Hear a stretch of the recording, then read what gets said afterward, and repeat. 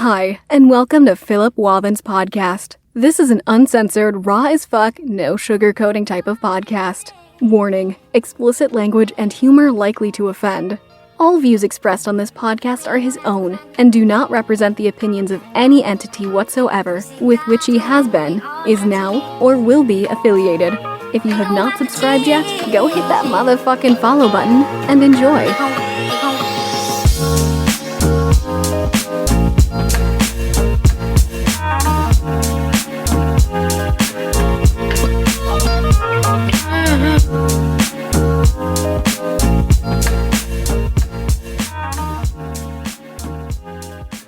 Leaving her for one of them and moved out. About a month or two after, she's like, come up here, let's talk. So I went up there. One thing led to another, and we're, and she's like, come back home. I was like, fuck it, I'm coming home. I left that other girl without saying shit, packed my shit, and just took off. You ghosted her. I ghosted her. So let's talk about that. Why did you leave without an explanation? Because I didn't want to hear what she was going to say about it. Maybe I felt like she was going to give me drama like this one day, so I wanted to avoid it altogether. You didn't want to face it. I didn't want to face it. And I think that's huge, because I think that, we talk about vulnerability, and, people don't realize, like, ghosting can hurt somebody. Oh, you know yeah. what I mean? It fucks with you. You're talking about you're in a whole other relationship with this other person, and all of a sudden, she thinks it's good, we're good, and then you're gone. Yeah. And that fucks with you, you know what I mean? Yeah. Have you been able to talk to her since that, or? Actually, we communicate. We're actually good friends now. Okay. We communicate a lot better Lucky now dog, as friends. because, most girls would be like, fuck you. Well, honestly, I do have a connection with this one. She's been in my life for 10 years. And whoever you are, through the thank you for loving Phil, because, it's hard to love him sometimes. He does some crazy ass shit. It definitely is. I've noticed she's there through the ups and downs. Honestly, I felt like she was a best friend. Yeah. But if you would have told her that, you know what I mean? If you would have taken the time to just say, hey, let's talk. This is how I'm feeling. Yeah, but for me, I feel like if I open up that way and I'm looking at like, what if she doesn't? Or what if she doesn't feel the same way? Then I'm going to fucking feel like an idiot. But, and that's the thing. You're not being vulnerable, right? Because when you're vulnerable, you're open to being hurt. Yes. But at that point, you should be confident. You're confident. You've been through it. You've been through life, especially by now. I remember distinctively, one time just having a really good connection with somebody, and I was just so afraid of telling them, you know what I mean? Like that I had that connection. It's like, damn, could this be? And I remember like that guy's so out of my league, and he's just to me, I was like perfect. Yeah. You know what I mean? And I was super naive, because he's not perfect, but I just remember just like, oh shit. And I would see him from girl to girl to girl, and I've always been the friend, you know what I mean? The girl friendship ratio to the male friendship ratio, it's definitely more heavy on the male side. Yeah. That has a lot to do with my brother and growing up with the boys and that whatnot. But I just remember that, and I had asked advice from, probably Monique. I could say Monique, but there's a billion Moniques in the world. There's just no, I'm pretty sure, and she's like, just go for it. And I was just too chicken shit.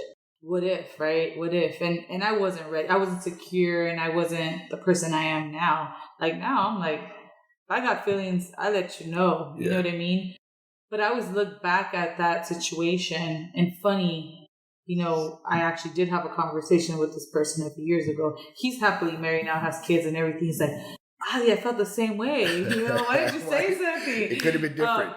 It came up in the conversation because his wife actually said, why didn't you guys ever get together? And I was like, because you came along, and he was I've heard head that over heels plenty for of you. times for that one. Yeah, and they're perfect for each other, and we've had this conversation. You never know, right? I'm happy where my life has gone, because I've definitely have learned a lot about myself in the last few years and who I am, and I take the bad with the bad and the good with the good, and where I'm at now. And like I said, I'm 100% comfortable. I will never let that happen to me again.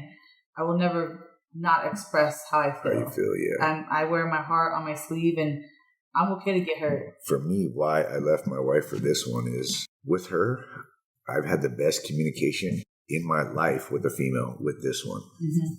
We never argue. We never fight. We get along so good. I text, she texts right back. Like, I have no fucking issues with her that way whatsoever. So let's talk about that. Texting. Ooh. Texting. All right. The girls want to know. You know, there's that instant reply. Yep. That, you know, we all kind of hang on to. Mine is, if you ain't replying back in 2 seconds, get the fuck out of here. But see, that goes back to the mentality that what are you doing? Who else are you texting? Why am I not that important? Blah, right. blah, blah. The person I'm texting, that I'm taking time to text in my day, he knows he's important to me. Yeah. You know what I mean? Yeah. And at the same time, that person knows I got shit to do. Like, I'm 100% in my job, and I have meetings and I have things that I got to take care of. But I let them know, hey, I got a meeting. Exactly. I'm doing this. And it's not because I care about his feelings, right? I care about their feelings. And now that's something that I do that's different because I haven't always done that in my past relationships. I've done the same at work. I would ignore texts for 3-4 hours. But now I will. Hey, I'm working right now. I'll get back to you in 30 minutes or something. Yeah. I'll just respond so that I don't leave them hanging anymore. Absolutely. Because then I get it. And we were thinking about this before, right? Or we were talking about this before. This is a topic. We expect people to know what we've been through. Yes. You know, you get in another relationship. Okay, here you are. You're ready. You're vulnerable. You dealt with your past. Now you're good to go. But there's another layer. We expect people to know what we've gone through, and they don't. Read my mind, boo. Read my mind. You should know what I want. You should know that I want you to do. So how do you handle that piece? By dealing with ourselves, actually. With us dealing with our inner shit. Like, for example, when I got past the hurt of going through the divorce, and that took a while, took a fucking deep look and like, yo, why am I still hurting? And it was all the old relationship shit, all the fucking shit I saw with my parents, everything as a child that I went through. It was all that bullshit. Mm-hmm. And I noticed I carry that in every single relationship. Mm-hmm. Everyone. Mm-hmm. I think, too, that we ignore the signs, right? Because we're so asphyxiated with wanting to be loved.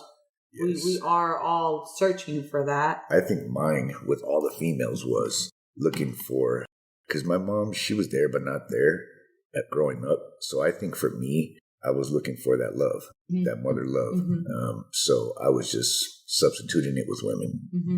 You know, it's funny because this is a thought that has come up and they've asked, because they do say that we seek the relationships, we search in males what our dads were, mm-hmm. and then vice versa for the men, what your moms you lacked or whatever. My dad's like the sweetest, most loving, amazing man. Like everybody loves him in the planet. Yeah. And I'm like, this shit is not fucking true. I mean, I completely have had the total opposite of my father. Like my father greets me with kissing my hand. My father, you look at him, he just stands for love. Like people have stories. I mean, I had a cousin at one point, like our teenage years, literally be so upset at me. And she's like, why wasn't that my dad? You know what I mean? Not that she didn't love her father, but, and I've thought about that a lot. And I think for me, it wasn't that. It was other things that I went through. I've been raped and I was molested. And so that shit, I think really, I didn't deal with it. It was something, especially molestation. That's like something that's frowned upon. Like you don't talk about it. You know, it's a secret. You know, you're tainted, especially if you're pre-teen years or any of that. You know, you're kind of us growing up at those years, or you know, the early, late 80s, early 90s. When I became of age, I started searching for that. Yeah. To me, somebody who was an aggressor, I looked for that for possessive relationships, because I thought that was normal. Yeah. That's what I learned. That was my first thought of what I learned. And so it's really taken that long, these many years, to finally get to a point where that's fucking wrong. That's not love. But, if there's a message I can give anybody, is like, you have to deal with that shit. Yeah. And literally it's taken this long in my life to deal with that shit, because I just kept moving forward. And you get in a relationship, and you cling on damn, that guy that one time was so nice to me. He's an asshole now, but I see it in him. Yeah. And then that's the mother in me, right? That's the person, the loving, the caring person that my father did teach me. Right. That we can fix people, that we can be there for them, we can support them, we can remind them how valuable of a human they are. Because a lot of people lose hope when they go through traumas like that. Oh, and yeah. they give up completely. Yeah. And it's fucking hard to bounce back sometimes. Yeah. And I think, people ask me that all the time. Like, why are you like always so positive? Like, do you wake up like that? Like, I literally you wake up like Mary Poppins every day. I do every day. I'm so grateful just for being able to give another opportunity to live another day. Yeah. Because that gives me an opportunity to help somebody else. Definitely. Even to myself, right? Like every day I look at it and it's like... Your story would definitely... There's so many women out there that probably have never even brought it up as a topic or talked about it. But if one can hear you and, you know, maybe even reach out to you and be like, absolutely. Hey. There's not very many people that know that. I mean, I think it's the first time I've ever shared it with you even. Yeah, I think that was a little stunner for me. But, that's my journey. Like, I'm not afraid anymore of who I am. You know what I mean? And I think that we just need to look at these situations, right? We don't deserve a lot of things that happen in life. Life is not fair. Yeah, exactly. Absolutely not fair. But we have to learn from these situations, and all these things manifest inside of us, and we need to deal with them because we carry it on to the next and the next relationship. Yeah. And I'm not afraid to. In the past, I used to be like, I haven't even shared that with, half the people I've dated. Do you know what I mean?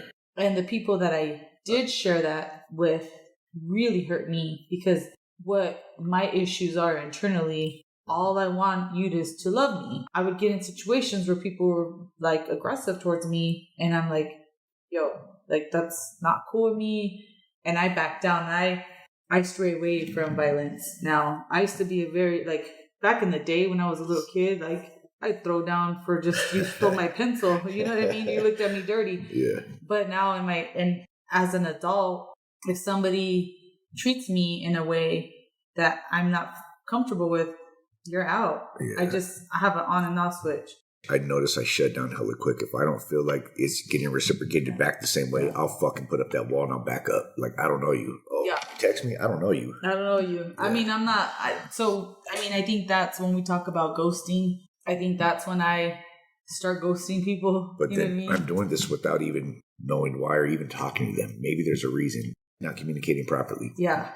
And I think, again, because we're afraid to be rejected in that conflict, and we're afraid to hear what other people have to say. And you have to bring that wall down to non-existent. All right, where's our sledgehammer? We're knocking these fucking walls down. We have to have a imaginary wall. I mean, that I've done exercises where I've had to literally write it down and burn it. We've all done those exercises, but it's a healing process. It is. And like I said, that's what I've had to do in the last couple of years of my life, that it came down to, I changed something in me. And what it was is literally the type of person I shared my time with. Yeah.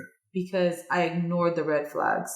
I had to learn. I had to relearn that. That is so huge, your intuition and spotting those red flags. But I think we should fill these glasses of wines up. I think so. I need to give my friend a hug, and we'll get right back.